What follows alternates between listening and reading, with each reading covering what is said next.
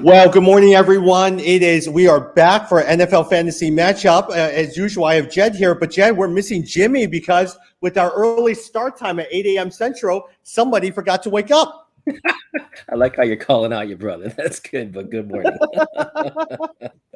But at the same time, he says he'll be coming on in about 20 minutes. So, I mean, in 10 All right. minutes, so we'll get used to it. But you and I are starting. Hey, But this is back like when we started. This is the way it was, the original yes, gang. Yeah. I will say, Jed, it is hard. I mean, and at the same time, trying to navigate, making sure that you're speaking, Jimmy's speaking, moving along, watching the clock. Is sometimes it's hard because you're trying to learn how to communicate with all three, and then you're trying to get in the rhythm with all of us. Well, and doing it virtually makes it even different because like if we were in a room together, you could kind of feel a little bit of that Yeah. pacing. So yeah, it is tricky, but that's why I've actually enjoyed doing this too. It's a good just learning of kind of how you need to communicate in a digital world.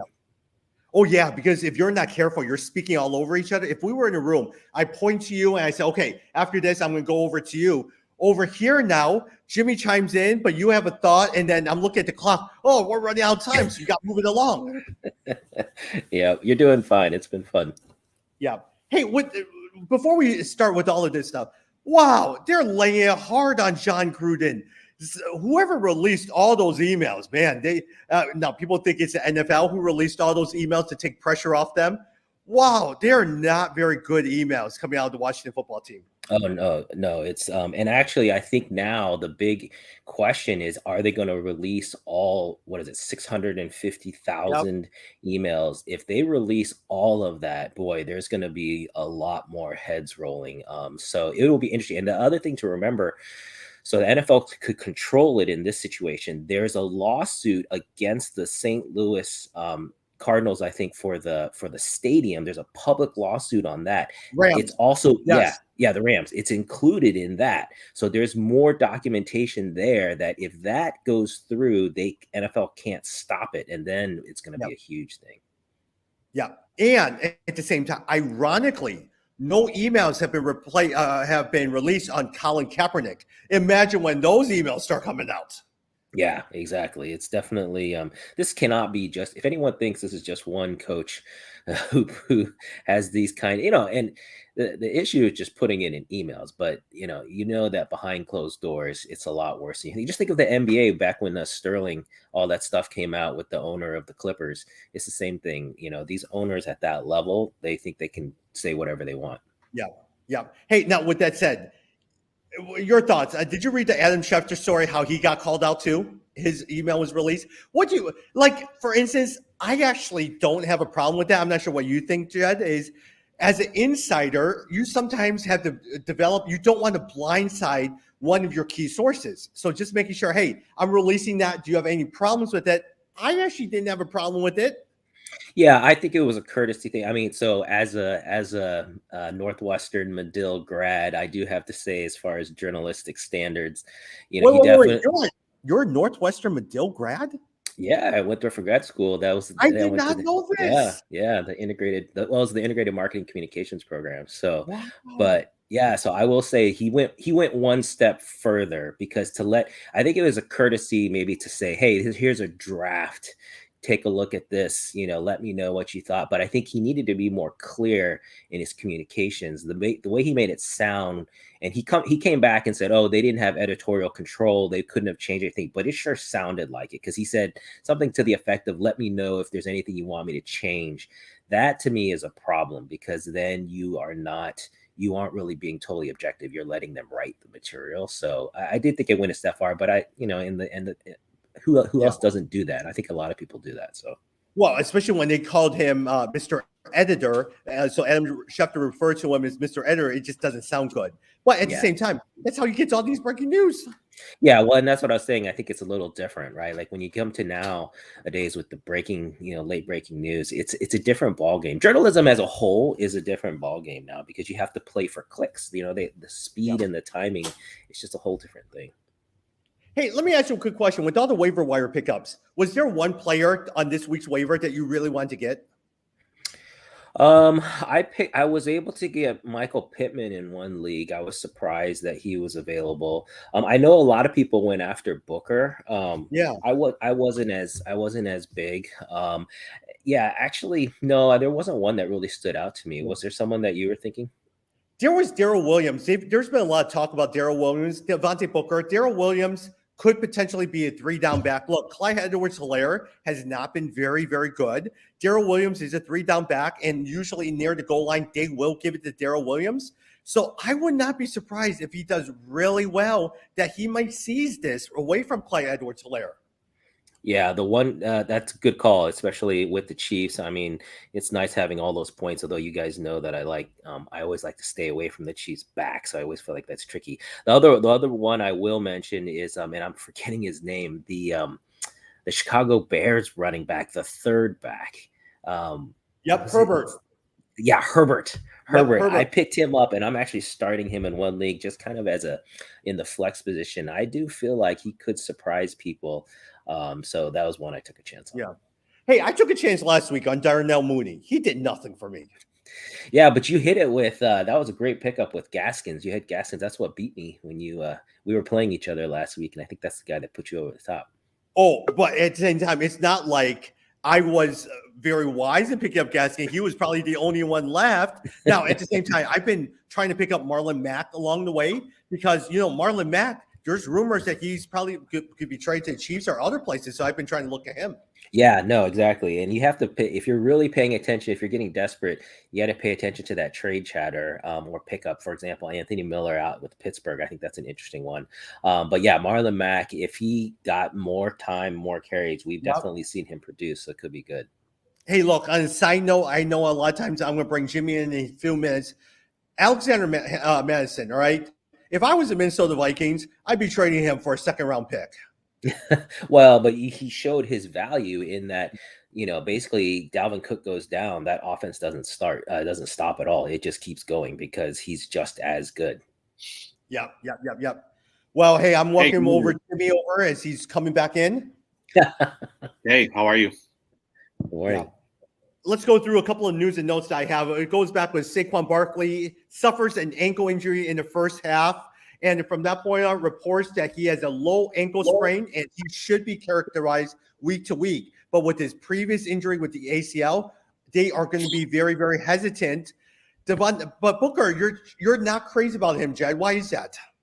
Well, again, it's the whole Giants offense. I just feel like really the only player is Daniel Jones that you feel like he can, with his legs, he can pick up some yardage. But the Giants as a whole, still not sold. Yeah. And honestly, I think a lot of times, especially with Daniel Jones possibly being out, who do you have as a backup? Our old friend Mike Glennon. And we all know how well Mike Glennon does as well, too. And they're playing the Rams, so. Yeah, my only pushback to that, Jed, is last year, if you noticed, when Wayne Gallman came in, the line for the New York Giants was actually very, very good. And he did average double-digit fantasy points in each of the games. And then this past week with Mike Glennon, Kadarius Toney did really well from a fantasy perspective. So I do think that if Glennon is in, I'm going to play Toney. Is Toney still playing, though? Because didn't he have an injury? Yeah, I think he's still. So this past week, all three receivers, Slayton, Shepard, as well as Toney, they are all limited, but they were still practicing. It was just Jones, Barkley, and Galladay who was not practicing. That's a good tip too. If you have an injury and you see that they are not playing practicing on Wednesday, don't get too alarmed. It's Thursday. Thursday is the key practice. If they practice on Thursday, you can feel pretty good that they'll probably play on Sunday. Yep. Got it. Hey, Jim, JJ Smith-Schuster is out. He tore his shoulder and is expected to miss the rest of the season with the injury. Look, he didn't do very well anyways, but man, it does. Look at what happened with Chase Claypool. It really unleashes Chase Claypool. There's been a couple of leagues where I was like, I've been trying to go after Chase Claypool because I actually do think that Chase Claypool will be a good fantasy in the second half of the season, and he's actually somebody I'm really trying to target right now. I think there's a couple of players that we need to start watching out for that's okay. It's been okay this first half, but they're going to go off in the second half. Yeah, Yeah. this is the time to do that. That's exactly right. Yeah, this is the time to start making trades. We're going into week 6. I was just telling Tommy before we started that I traded Patrick Mahomes for Alvin Kamara in one league. So you have Oh, to start. wow. Yeah, Yeah. you have to start making moves now Yeah. because you can see the trends and again aim for the second half. So maybe we should one day talk about people we should all try to trade for in the second half. Well, speaking of that, let me ask you a quick question. I got a message from someone. They said, would you be interested in Travis Kelce? They would trade me Travis Kelce for Austin Eckler. Ooh. Generally, I like running backs more than tight ends. I think they're more Yeah. valuable because there's less of them, but it just depends on the makeup of your team. The question is who slots in for Eckler for you after you don't have him, Yeah. and who does Kelce replace for you on the tight Yeah. end slot? If you have no one, like if you're starting, someone like Hunter Henry or something at the tight end, then that's a big jump. But then what are you dropping down from Mhm. Austin Eckler? Yeah. Oh, just so you know, I have James Robinson sliding in, and then I have Cameron Brate as my tight end. So see Oh, that yeah. that to me is the exact kind of move that you should think about, even though it maybe it's not perfectly matched Yeah. up as far as Mhm. even trade, but in terms of your makeup, it works out perfect. So that makes sense to me. Because I actually think there's a number of like backup running backs out there who I think you can get for pretty good value to slot in as one of your bench players. But you can't replace a Kelce. Kelce is so valuable from a fantasy perspective. Yep. Yeah. Got Tommy's it. accepting the And- trade as we speak. Well, and the reason why I look at my trade is after James Robinson, here are my other running backs that is I have Pollard sitting there, Damian Williams sitting there, Devontae Booker, and Marlon Mack. So those would be my flex players Yeah. as well, too. I have a Michael Pittman in my flex. Yeah, that's a good lineup. I think you should do it. And sitting on my IR, Michael Thomas. Mm. See, I was- okay, I just don't know if he'll come back in a timely manner, but we could talk about that later. So Yeah. Hey, speaking of Jim, the player that, and actually before I want to go back to Jimmy again because I saw him pick him up. The guy that I actually have now wished I had gone for in terms of waiver wire, Darrell Williams. Talk a little bit about Darrell Williams. Clyde Edwards-Helaire is probably going to be out for a minimum of 3 games. But hey, look, he hasn't been doing really well. Whoever comes and does well, they may end up stealing the starting job. Why'd you pick up Darrell Williams? Well, okay, so I was struggling. So just so everyone knows, waiver wires start coming out at 12 o'clock on Wednesday morning. So I get up at 12 o'clock on a Wednesday morning so I can be the first one. Seriously, for 2 hours, it is rough, because I'm sitting in there waiting for all of these waiver wires to clear. So I was struggling between Devontae Booker. I was struggling with Darrell Williams, Marlon Mack, and Kadarius Toney. And so I was trying to figure out who to go after. My first one was Devontae Booker because I felt like Saquon was going to go out for a while. And then the next one was going to be Darrell Williams. I chose him over Marlon Mack because you're not really sure where Mack is going to go. And I actually think that Darrell Williams, when he filled in for the offense for Helaire, he actually did pretty good last year, in some of the spot times that he played. So that's why I chose him. And I felt like they're going to need some sort of spark for that offense. And I think Darrell Williams might be it for them. Yep, got it. Hey, also, Jed, let me ask you, Christian McCaffrey, he is hopeful that running back Christian McCaffrey can suit up against the Vikings this coming Saturday. Is he someone that you're looking to trade for, or are you looking to trade once he comes up? Because this happened last year. He comes back, he gets injured again. What are your thoughts on Christian McCaffrey? Yeah, I personally would trade for him if someone is getting frustrated. I heard that he's 50-50 for this week. In fact, my oldest son was saying I think he was going to try to trade Stephon Diggs, which to me is interesting for McCaffrey. It's interesting that even could be possible. But I personally would I think McCaffrey will be fine once he gets back. You just have to be patient. And he's such a big production. You're kind of swinging for the fences if you try to do that. So I don't think that's a bad move. All right, one more, Jed. Julio Jones returns to practice after missing weeks 4 and 5. If he does it, is he in your starting lineup? Probably not. Wide receiver, flex position. Yeah, I would. I mean, if he's starting, I would take the chance on him if it's for your flex position for sure. If you're starting Julio Jones in your flex position, that means you got two wide receivers ahead of him. You're doing pretty good. Julio Jones could produce big numbers, and and they're is AJ Brown playing too? I think Oh, he yeah. is. Yes. Yep. Okay. Yeah, it'll be interesting to see. That's an interesting team for the second half, the Titans. So yeah, I like that. I mean, I like Julio and he, should still have fresh legs, so it should be good. Tom, I actually think Julio's somebody that I will do pretty well the second half. I'm hoping that the rest for the first half will give him some good time to play for the second half. Yep. Jim, speaking of that, speaking of old players, T.Y. Hilton is now returning to practice. Are you even looking at him, especially in a 12-team league? You're definitely not looking at him in a 10 league. How about 12-team league? I don't know. I just think there's so many good, decent wide receivers out there that I can do somebody better than a T.Y. Hilton. Now, I do think that if you have Michael Pittman, you're going to have to be a little bit weary of him, only because he's going to start taking some plays away from him, though. All right, a couple of things. Justin Fields, remember he had hyperextended knee. He should be good to go. Taysom Hill has a concussion, did not practice. Trey Lance, they have a bye week, sprained left knee. There's a good chance if Jimmy Garoppolo is healthy, he'll come back as well too.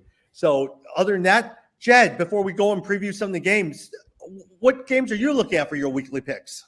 Oh yeah, there's interesting. This week there's a lot of good games coming up. There's some big kind of blowout big games. We have a couple big spreads. So the Colts are 10-point favorites over the Texans, and the Rams are 10-point favorites over the Giants. And so you guys know I like to pick kind of an underdog pick every week, and it was a little bit tricky this week, but I'm gonna go with the Pittsburgh Steelers are 5.5-point favorites over the Seahawks because Russell Wilson is out.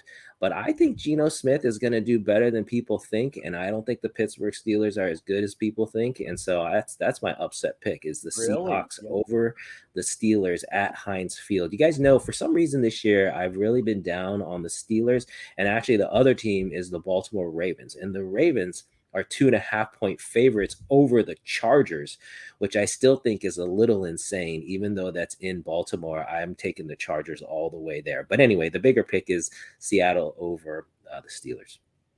Yeah. My only concern with that one, Jed, is Seattle is definitely missing Russell Wilson. There's a good chance Chris Carson is not playing, and there might be a slight chance, 50-50 chance, that your guy, oh man, it just slipped my mind. Metcalf.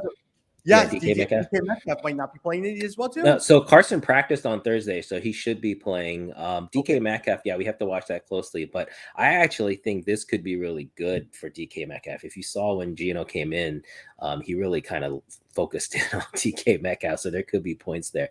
But I don't know. I have a feeling with Geno Smith, he spent all that time preparing. It's been 9 years in the league. This is what he's been waiting for, and I just think he's going to do well. See. Jed, do you see those 4 little fingers behind Jimmy? No, I didn't. Tom, it's Reagan trying to wave at you. Yeah. Hey, speaking of that, it's Jimmy's daughter, Reagan, my niece's birthday today. She's turning 7 years old today. Happy birthday. Happy birthday, Reagan. You want to say hi? No, she's shy. So she's behind me waving. Hey, Jed, going to back to your pick, Gerald Everett, he still might be out for COVID. Will Dissly, is he somebody if you're desperate, like for me, I have Cameron Brate, I have Evan Ingram, I'm desperate. Is Will Dissly someone you're looking at? No, I don't think so. Yeah, that's interesting. You really are desperate there. I still feel like there's some others I would think about. But no, yeah, he's not on my radar. Tom, did you try to go after the Cleveland tight end? Njoku? Yeah, somebody pick him up.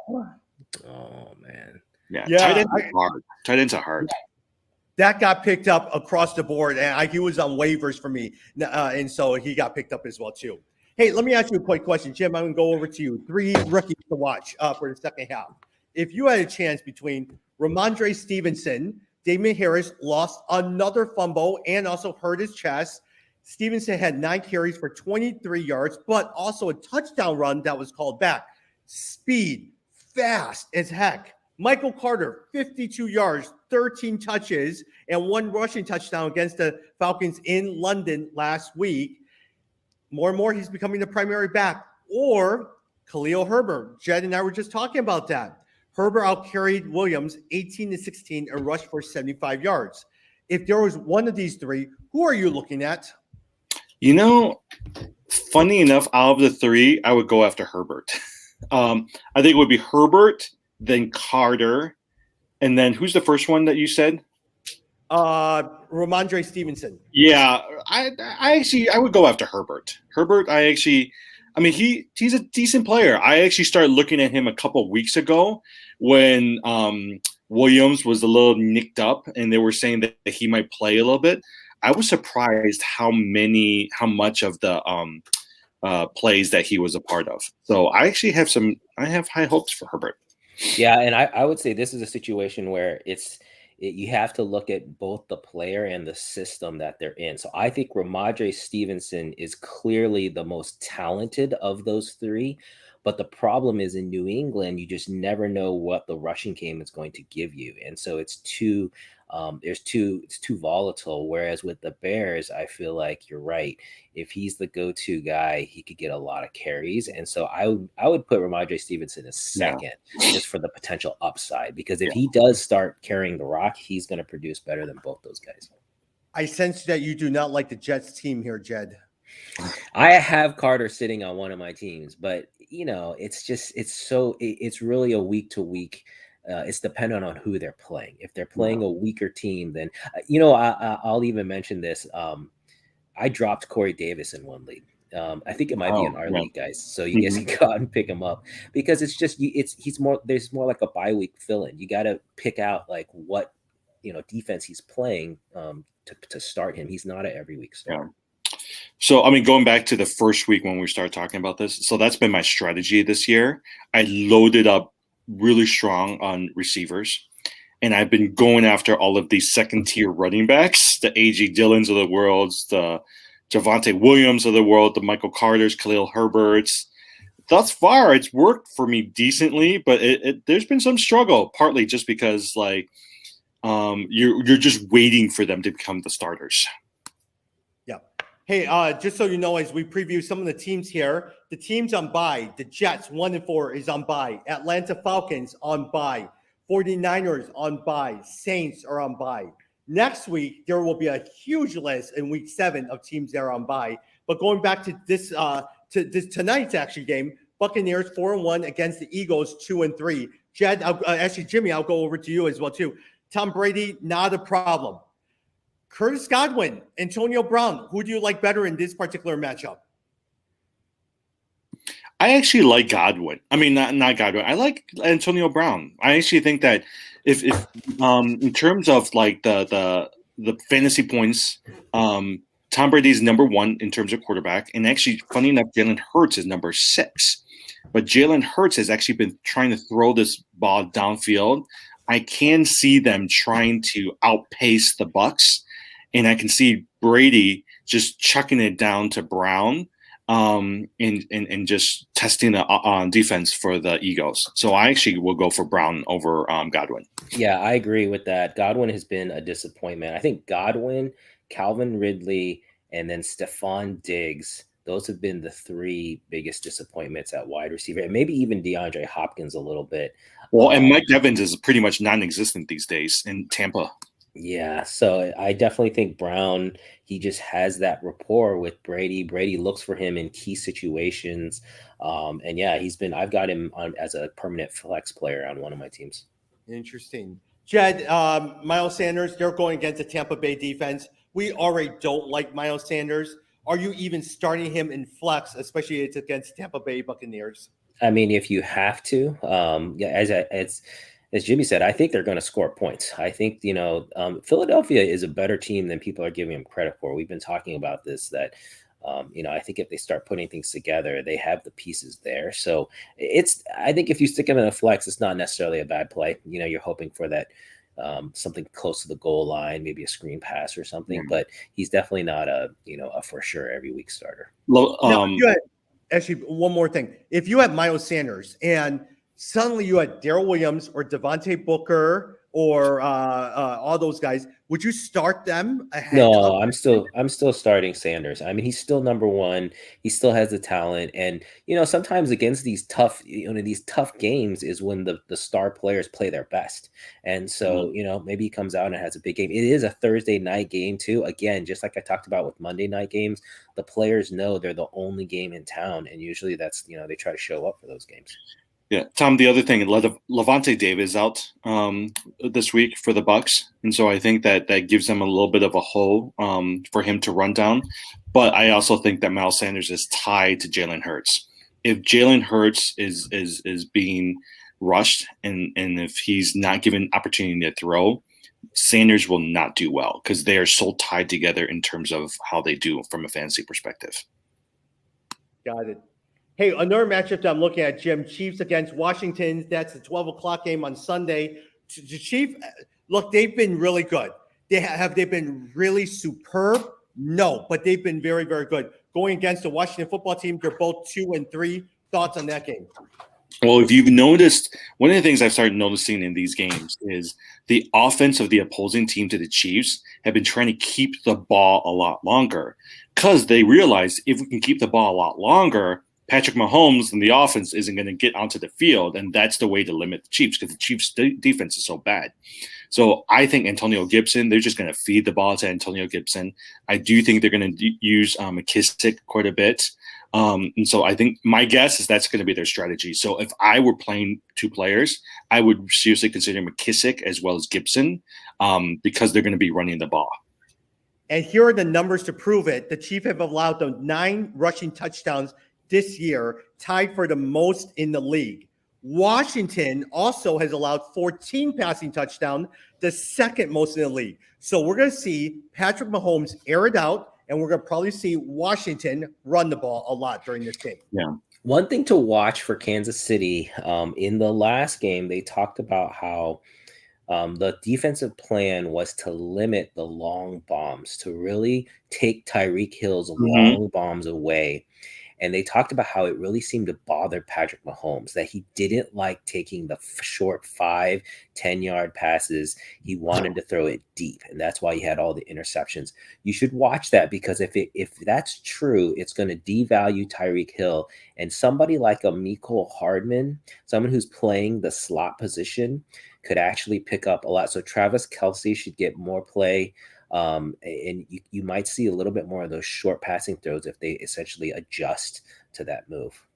Actually, a really good point. I heard that on the coverage the other day as well too, because they were saying that literally they're just double teaming Tyreek Hill right now, and they're just taking him out, right? And so I agree with you. I'm waiting for them to change their strategy a little bit, whether it's Mecole Hardman, whether it's Daryl Williams, whether it's one of those guys. They're going to have to go forward and change their strategy a little bit. Jed, Packers, Bears, 4-1 Packers against the Bears, 3-2. We talked about, hey, look, Aaron Jones will do Aaron Jones stuff. Devontae, even though the Bears have allowed the 8th fewest fantasy points to running backs this year, but they've also done a decent job against Davante Adams. But with that said, it's always Davante Adams. The person that I want to talk about to you is Darnell Mooney and the running backs. Talk to me about those. Yeah, this is an interesting game for the Bears. I mean, Davante Adams coming off of that 200-yard game. That was insane. But yeah, I think the Packers still, the defense is still suspect, and I still think Justin Fields, we haven't really seen, his signature game yet. And so, of all the games to put it up for, this is it, man. If you're playing on the Bears and you can't get up for the Packers game, something is wrong. So I wouldn't be surprised if Fields put together a good game, which should open the door for Herbert and a Mooney. We know how much Fields likes Mooney. Definitely, seems to focus in on him. So I wouldn't be surprised if both those players have a pretty decent game. I'd be willing to play them this weekend. The Bears did say they're going to try to open up the playbook a little bit for Fields, but they always remind me of what they did to Trubisky. They every week they said they keep saying they're going to open up the playbook a little bit for him, and look what happens to him. You know, Did I you just- guys see the article that showed they had an interview with Aaron Rodgers, and they said, do you know how many can you name the Bears quarterbacks in the time that you've been the quarterback for the Packers? And it was 21 quarterbacks, and he could Mhm. only name like Yeah. 4 of them. yeah. Hey Tom, I do have a fantasy question. I need to decide: do I play Aaron Rodgers against the Bears or Justin Herbert? Oh man, Herbert's so hot. Which actually leads us to the next one: Chargers against the Ravens, both 4-1. Look, I think I'm not sure what you guys think. Justin Herbert's Mike Williams is on fire. Austin Eckler is doing so well. Baltimore has not been doing well. They look as good as a defense they are. They haven't been exactly the best. I actually would start Justin Herbert. I agree. Herbert has been on fire. And I think Herbert is the guy that I go for. I expect maybe a shootout there with Baltimore. You don't Jim, think just to let you know, the you don't think Ravens- Lamar? Just to let you know, Jim, the Ravens have allowed the 5th most passing yards in 2021. I should do that. Yeah. You don't think Lamar's a good fantasy player this year? Oh no, I think he's great. I would say he's maybe the 5th MVP candidate. Like when you look at it, to me, you've got Herbert. Herbert is one. I think Josh Allen is number 1. Yeah. Herbert. I think Kyler Murray is up there. But then Lamar Jackson is right there. Yeah. And Derrick Henry, they said, is number 5. Yeah, exactly. Hey, here's another stat from our intern, Justin Wong. All right. The Chargers have allowed the 4th most fantasy points to tight ends in 2021. That means Mark Andrews is going to do well again.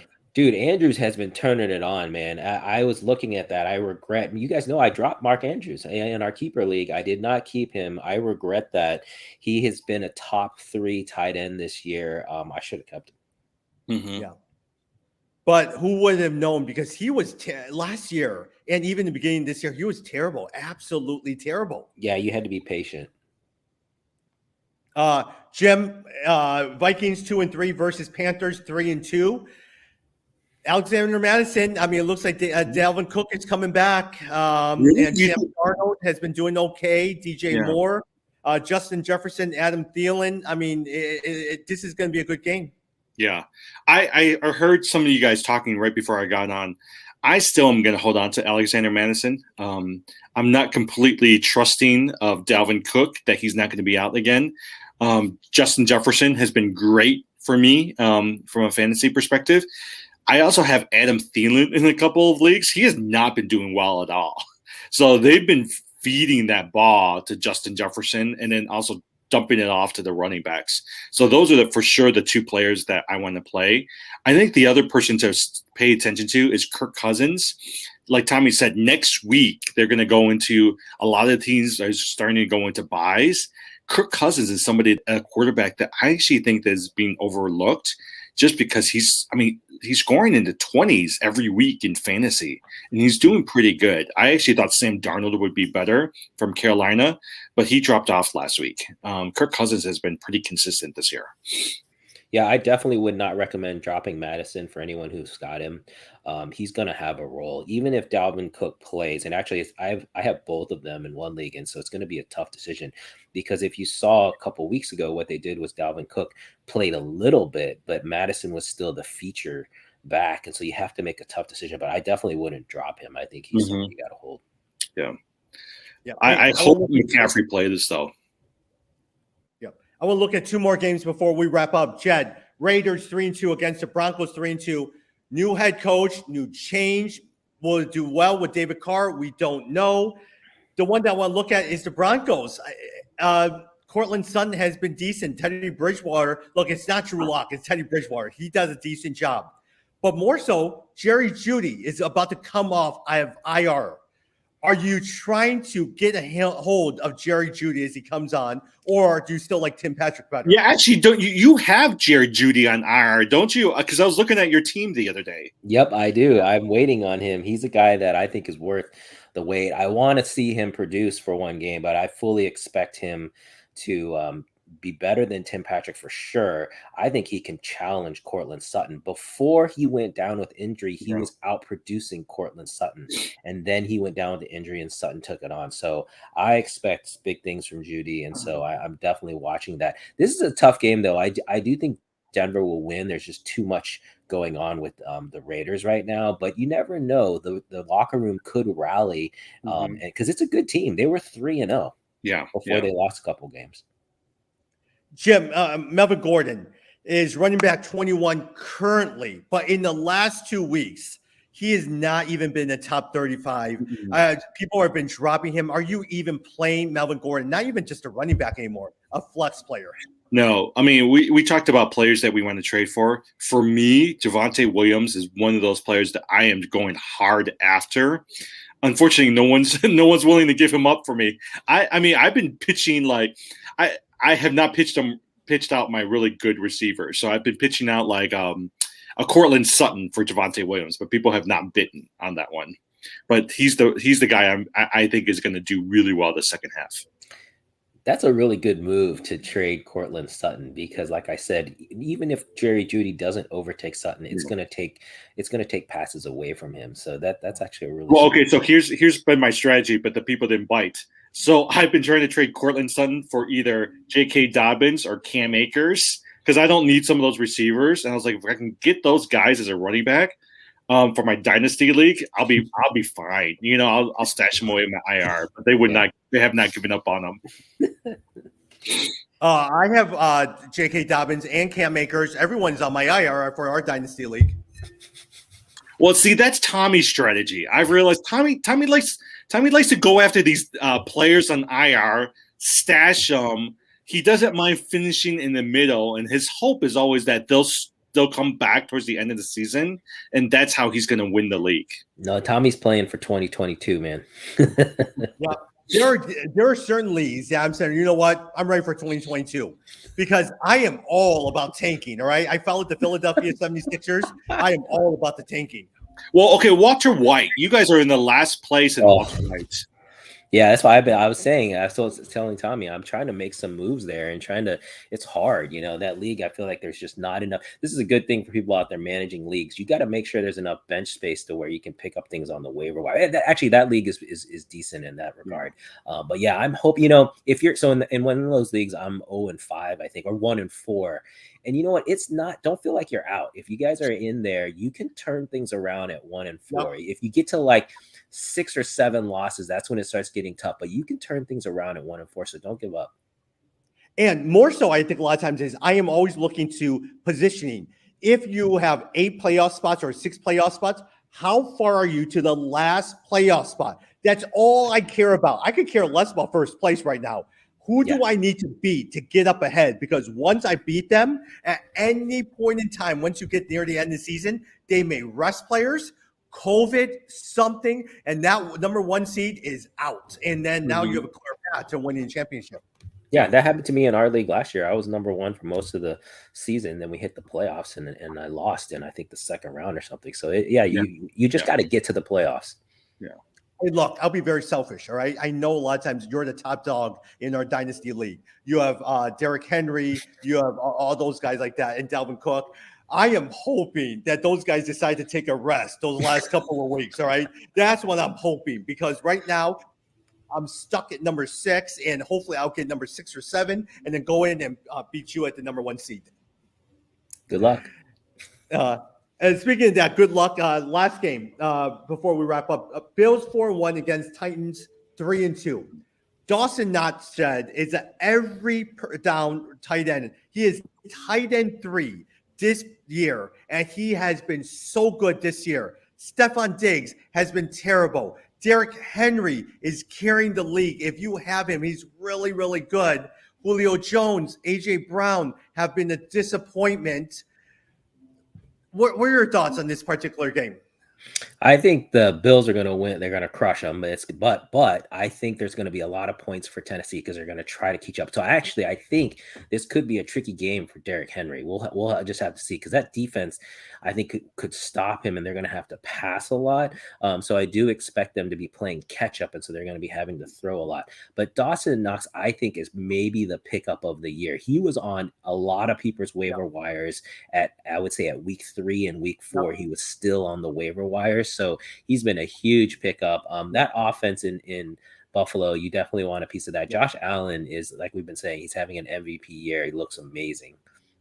Wouldn't you say there's always one player on the waiver that turns everything around? Last year it was James Robinson. This year, it looks like it's Dawson Knox. There's one player that appears that no one knows that will change your entire season around. Well, Michael Williams was on waivers until week 2 or 3 as well. So I think Mike Williams, Dawson Knox are some of those two players. Again, I still think Javonte Williams is still going to be that player out there down the road as well too. So the other person I've been paying attention to, McNichols. He's the backup to Derrick Henry. And so if you read other reports coming out of Tennessee, they're saying they're using Derrick Henry way too much, and they've had to this first half. And so what I get from that is they're going to have to get Julio Jones, A.J. Brown involved, and they're going to give Henry some rest. So I can see a McNichols, who's the backup, getting some play as we're headed towards like 14, 15, 16, the 4 weeks of next week. That's a really good insight because as we talked about, Derrick Henry, I've owned him, as you guys know, for several years. And so he never has a strong September. He's always been a back half of the year kind of player where he gets better as the year goes on and they start to feed him the ball more. Yeah. This year, the script has been completely flipped. They have really he's had so many carries and he's produced so much. You just wonder what he's going to have left in the tank in the second half. So that's a really good insight. I might be picking up McNichols on the waiver if I can get it. Jay, remember, look at Le'Veon Bell. He was so good for Steelers for so long, but they just kept running. He says, I wanted 30 times. Look where that got him. And he signed that huge contract. The year after he sat out, he just was never the same again. But the only thing I'll say though is Derrick Henry physically, he's just this unique guy. There's no one who's built like him. He's so big and he's bigger than a linebacker. He's really just so maybe he can take this. It kind of reminds me of Adrian Peterson. I don't know if you guys remember Adrian Peterson. They used to run him to the ground, but he just could keep going, so he might be like that. Yeah. I actually thought he reminded me more of Todd Gurley back in his heyday. Big, strong, but fast until those knee issues derailed him. Mm-hmm. Yeah, that's a good comparison. Yeah. So. All right. Hey, we're done. But let me ask you a quick question. Let's go with basketball real fast. We have a keeper league. I'm back with my Japanese friends. So we actually have a draft this Saturday. And I'm going to be in Florida. So I got to do the draft at 8 o'clock. And it's a 1-minute draft. You get to keep 3 players. I have the number 1 draft pick. I was so surprised. I have the number 1 draft pick. Keeper league. Who do I pick? Luka. Yeah, Luka. No, wait, no. I bet someone's kept Luka. Someone's kept Luka, right? No. Is it the first year? Oh, this is the first time. This first time. Oh, yeah, Luka. Luka. Yeah. Luka for sure. Yeah. Okay, so there's not Jokic, not Giannis, Luka. No. And especially when you... Yeah, Tom, remember, these guys like basketball. They'll know more about basketball than football. And if you just look at the age and also the longevity of that point guard position, if it's a keeper league, I think it is a no-brainer. It is definitely Luka. Yeah, totally. Yeah. Hey, on a separate note, Jed, I took your advice. I did buy Bulls versus Mavericks tickets. Yeah, I would see. It was a good deal, right? That was the best deal, and you get to watch the Mavericks, and it's a Wednesday night. I was trying to, that's a great game. How much is it per game? How much is it per game? That game you could get the 300 levels. You could get for $50 total with tax and everything. That's pretty good. 300, but you're in the 300, so it just depends on if you're okay with that. Yeah, and the medium seats are like $80.